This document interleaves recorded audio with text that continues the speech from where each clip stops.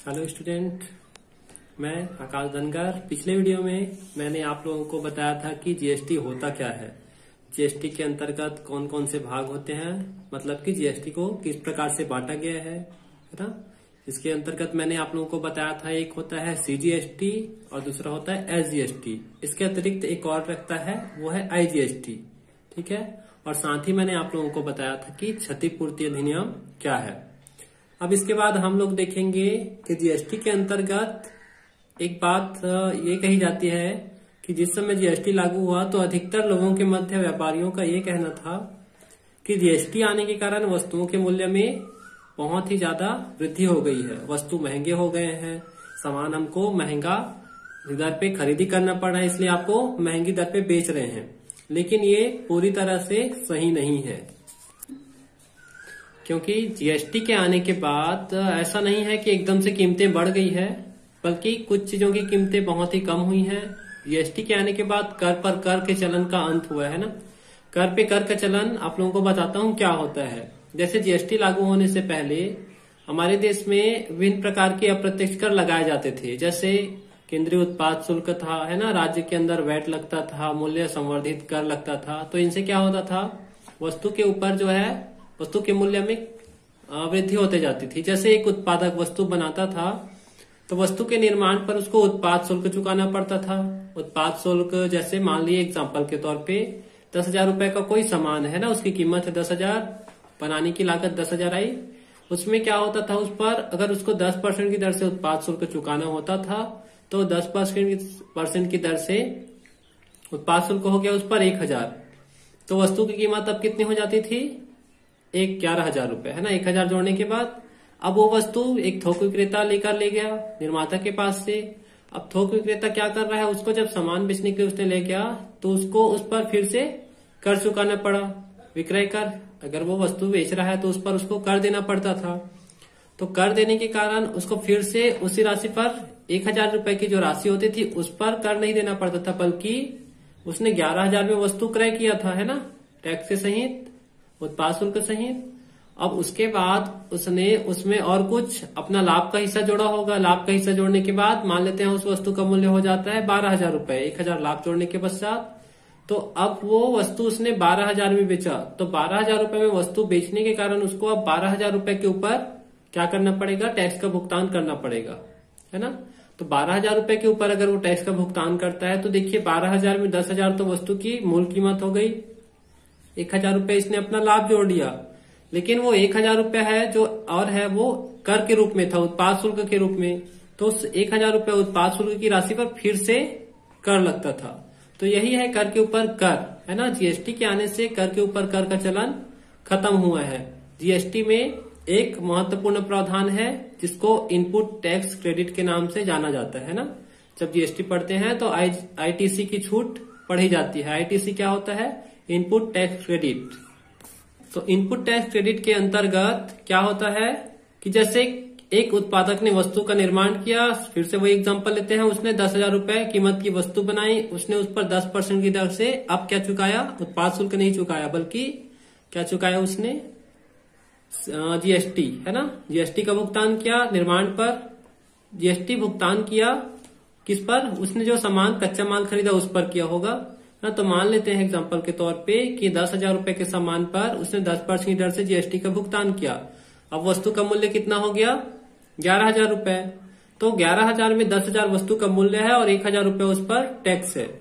तो जब उसको थोक व्यापारी के पास वस्तु पहुंचती है तो जब उस पर वो क्या करता है, अपना 1,000 रुपए का लाभ जोड़ता है, तो उसकी कीमत, अब वस्तु की कीमत कितनी हो जाती है, टोटल 12,000 रुपए। तो 12,000 में 10,000 वस्तु की मूल कीमत है और 1,000 रुपए थोक विक्रेता का लाभ, उस पर जीएसटी जुड़ेगा, है ना।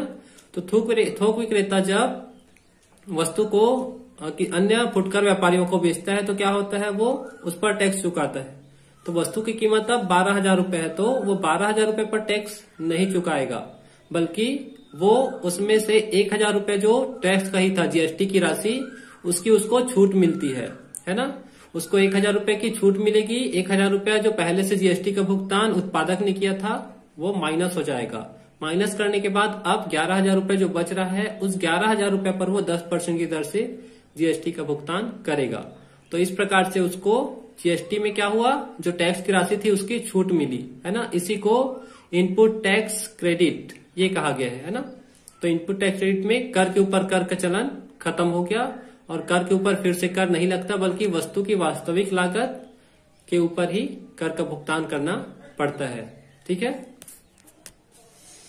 अब आगे देखते हैं हम लोग जीएसटी की गणना कैसे की जाती है ना। जीएसटी की गणना के लिए बताया गया है कि जीएसटी की गणना वस्तु के समव्यवहार मूल्य पर की जाती है। समव्यवहार मूल्य मतलब वस्तु का जो विक्रय मूल्य होता है वो, है ना। पूर्ति मूल्य भी बोलते हैं उसको। समव्यवहार मूल्य का आशय पूर्ति मूल्य भी होता है। तो पूर्ति मूल्य होता क्या है, वस्तु का वह मूल्य जिस मूल्य पर वस्तु ग्राहक के पास या अंतिम उपभोक्ता के पास पहुंचती है ना। या अंतिम उपभोक्ता नहीं बोलेंगे तो इसको प्रापक बोल सकते हैं। जो वस्तु को प्राप्त करता है उसके पास वस्तु जिस कीमत पर पहुंचती है वही पूर्ति मूल्य होता है। ठीक है, तो पूर्ति मूल्य में क्या क्या शामिल होता है देखते हैं। पूर्ति मूल्य में शामिल होता है वस्तु का वास्तविक मूल्य। ठीक है, वास्तविक चुकता मूल्य मतलब वस्तु को खरीदने में कितने रुपया या वस्तु को बनाने में कितने रुपए का खर्च आया, लागत आई।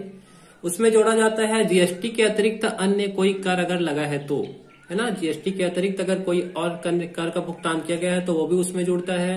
उसके अलावा पूर्ति के संबंध में अगर प्राप्तकर्ता कोई भुगतान करता है ना, प्राप्तकर्ता के द्वारा और कोई व्यक्ति या उसके द्वारा निर्धारित कोई व्यक्ति और कोई भुगतान करता है, जैसे कमीशन दलाली वगैरह देता है, तो वो उसमें जुड़ता है। ठीक है, उसके अलावा अगर देरी से भुगतान प्राप्त होता है, वस्तु को पहुंचाने के बाद उसके मूल्य का अगर भुगतान देरी से किया जाता है, तो देरी होने के कारण अगर कोई ब्याज की राशि है या कोई विलंब शुल्क या कोई अर्थदंड दिया जाता है तो वो भी उसमें जुड़ता है। साथ ही साथ अगर वस्तु के निर्माण के समय कोई आर्थिक सहायता मतलब कि सब्सिडी दी गई है, जैसे सरकार के द्वारा अगर सब्सिडी दी गई है, तो सरकार के द्वारा अगर सब्सिडी दी जाती है वस्तु के निर्माण के समय, तो उसको वस्तु के कर योग्य मूल्य में शामिल नहीं करते हैं, है ना, क्योंकि वो सरकारी अनुदान कहलाता है, सरकार के द्वारा प्राप्त सब्सिडी। लेकिन अगर यहाँ पर सरकार के अतिरिक्त और कोई दूसरा व्यक्ति या कोई निजी संस्था अगर आर्थिक सहायता प्रदान करती है, तो ऐसे स्थिति में क्या होगा, उस आर्थिक सहायता के कारण वस्तु के मूल्य में कमी हो रही है, उसको वस्तु का समव्यवहार मूल्य नहीं मानेंगे या पूर्ति मूल्य नहीं मानेंगे, बल्कि उस आर्थिक सहायता सहित जो वस्तु का वास्तविक मूल्य है उसको ही क्या मानेंगे, वस्तु का समव्यवहार मूल्य, और उस पर ही जीएसटी की गणना की जाएगी। तो देखते हैं वस्तु के पूर्ति मूल्य में और क्या क्या मदें शामिल की जाती है ना। तो इसमें शामिल की जाने वाली मदों में सबसे पहले है डिजाइनिंग एवं इंजीनियरिंग व्यय। तो किसी भी वस्तु का जब निर्माण करते हैं तो सबसे पहले हमको उसकी डिजाइन तैयार करनी पड़ती है। तो डिजाइन तैयार करने के लिए इंजीनियरों के द्वारा जो डिजाइन बनवाया जाता है उस पर अगर कोई व्यय होता है तो वो उसमें जुड़ता है। उसके अतिरिक्त पैकिंग व्यय, है ना, सेकंड पॉइंट है पैकिंग व्यय। पैकिंग व्यय के अंतर्गत ऐसे पैकिंग जो सामान के साथ ही ग्राहक तक पहुंचते हैं और वापस नहीं आते, है ना। जैसे किसी कार्टून में या किसी पॉलीथीन में वस्तु को पैक किए हैं और वो वापस नहीं आता, ग्राहक उसको यूज करने के बाद या तो फेंक देता है और कोई भी उपयोग करता है, लेकिन उसको वापस नहीं करता है, तो ऐसे पैकिंग व्यय वस्तु के कर योग्य मूल्य में जुड़ेंगे। लेकिन अगर ऐसी पैकिंग है जो वापस कंपनी के पास आ सकती है, तो ऐसे पैकिंग व्यय को वस्तु के मूल्य में नहीं जोड़ा जाता, है ना। जैसे कोल्ड ड्रिंक की बोतल, पहले कांच की बोतलों में कोल्ड ड्रिंक आता था, तो क्या होता था, हम जब कोल्ड ड्रिंक खरीदते थे तो कोल्ड ड्रिंक को पीने के बाद कोल्ड ड्रिंक की बोतल वापस कर देते थे दुकानदार को। वो बोतल धीरे धीरे करके आगे पहुंचते पहुंचते उपभोक्ता तक, उत्पादक तक फिर से पहुंच जाती थी। तो अगर ऐसी कोई पैकिंग रहेगी जो वापसी योग्य होगी तो उसको वस्तु के मूल्य में नहीं जोड़ेंगे। ठीक है, पैकिंग व्यय के अंतर्गत सभी प्रकार की पैकिंग आएगी, चाहे वो वस्तु को पैक करने के समय प्राथमिक पैकिंग हो, है ना, वस्तु को एक बड़े डिब्बे में पैक करने के दौरान बड़ी पैकिंग हो, या वस्तु को लाने ले जाने के लिए एक बड़े कार्टून में अगर उसको पैक करते हैं तो वो।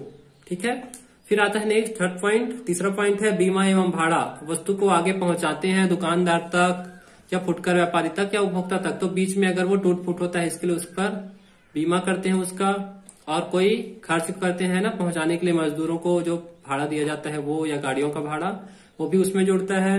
उसके अतिरिक्त माल का तुलाई लदान या ढुलाई चार्ज, ये भी उसमें जुड़ता है। फिर है विलंबित भुगतान, जैसे कि पहले आप लोगों को बताया था, लेट से अगर कोई पैसा चुकाता है ना, देरी से भुगतान करता है तो उस पर जो व्यय होता है वो विलंब शुल्क।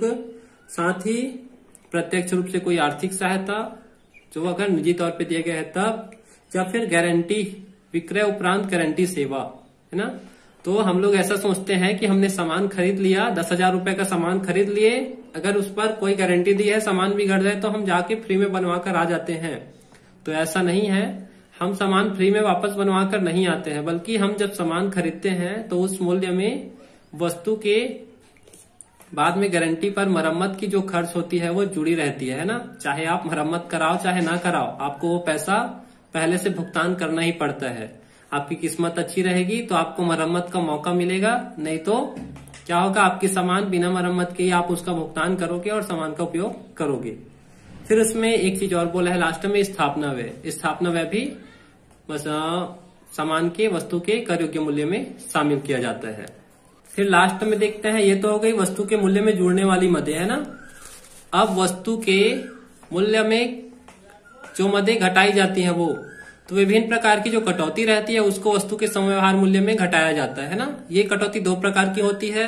पहला होता है जो वस्तु के या तो क्रय विक्रय के समय, है ना, उसकी पूर्ति के समय या पूर्ति के पहले कटौती दी गई है। जैसे व्यापारिक छूट वगैरह दी जाती है कि ये 10,000 रुपए का सामान खरीद रहे हैं तो 1,000 रुपए की छूट, ऐसा कोई छूट देता है तो वस्तु के मूल्य में वो माइनस होगा। ठीक है, माइनस होगा, उसमें वस्तु की कीमत 9,000 मानी जाएगी और 9,000 रुपए के ऊपर जीएसटी का भुगतान करना पड़ेगा।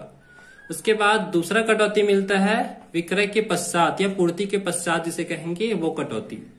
तो पूर्ति के पश्चात की कटौती कौन सी होगी, जैसे हम सामान बेच दिए, हमको पैसा नहीं मिल पा रहा है तो हम बोलते हैं ठीक है भाई 10,000 में से 500 रुपए छोड़ देना, बाकी का पैसा भुगतान कर देना, है ना, जिसको नगद छूट भी बोलते हैं।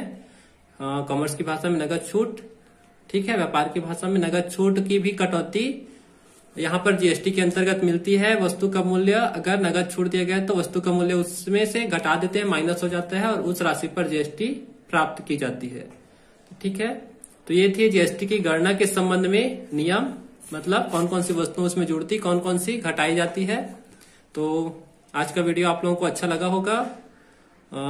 वीडियो आगे और भी आते रहेंगे, है ना, आपकी क्लास से जुड़े हुए, या तो इस सब्जेक्ट के या दूसरे सब्जेक्ट के। तो आप लोग जो हमारे कॉलेज की वेबसाइट है ना, वीरांगना अवंतीबाई शासकीय महाविद्यालय, ठीक है, VABCGC, इस वेबसाइट पे यूट्यूब चैनल है, उस पर सब्सक्राइब करें और नए नए वीडियो और लेक्चर देखते रहें। ठीक है, थैंक यू।